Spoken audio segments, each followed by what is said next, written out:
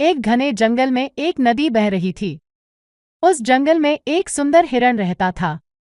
वह नदी से पानी पीता और जंगल में चरता था। नदी में एक विशाल मगरमच्छ और उसके दोस्त भी रहते थे।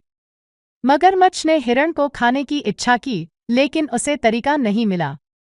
एक दिन हिरण को दूसरी ओर जाने की आवश्यकता पड़ी, लेकिन उसे पता था कि मगरमच्छ हमेशा खतरे में रहते हैं।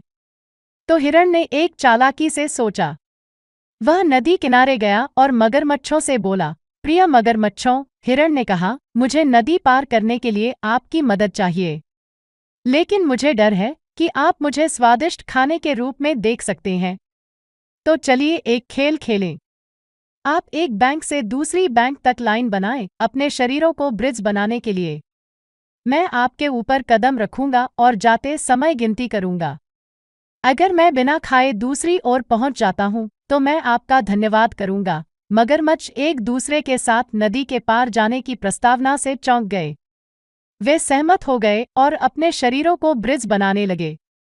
चतुर हिरण ने पहले मगरमच्छ की पीठ पर कदम रखा और गिनती की, 1। फिर उसने अगले मगरमच्छ पर कदम रखा और गिनती की, 2। इसी तरह से वह बढ़ती गई, मगरमच्छों को कदमों की तरह उपयोग करते हुए।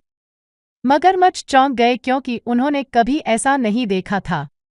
वे हैरान रह गए जब हिरण ने सुरक्षित रूप से नदी पार कर लिया और दूसरी ओर पहुंच गया।